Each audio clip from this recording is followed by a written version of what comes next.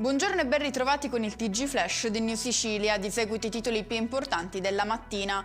Condotta a Catania l'operazione Minecraft che ha portato all'arresto di 5 affiliati al clan Cappello Buonaccorsi. Gli indagati ora dovranno rispondere dei reati di associazione mafiosa, traffico di stupefacenti e detenzione abusiva di armi.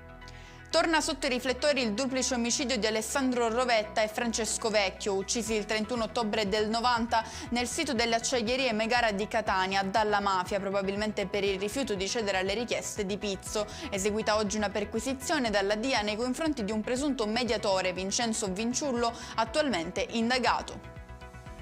Sarebbe stato ucciso da almeno 2 colpi di pistola, uno alla testa e uno al petto, l'uomo trovato morto ieri in un sacco a Milazzo, in provincia di Messina. La vittima, 84 anni, si chiamava Salvatore Italiano. Incidente stradale nell'Ennese, lungo la statale 121, 3 le auto coinvolte nel sinistro in cui sono rimaste ferite 2 persone estratte poi dalle lamiere.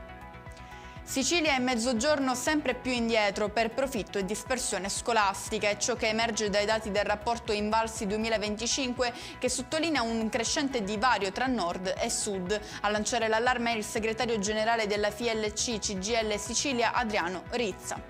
E con questo è tutto, prossimo appuntamento stasera alle 19:30, grazie per averci seguito, buon proseguimento di giornata.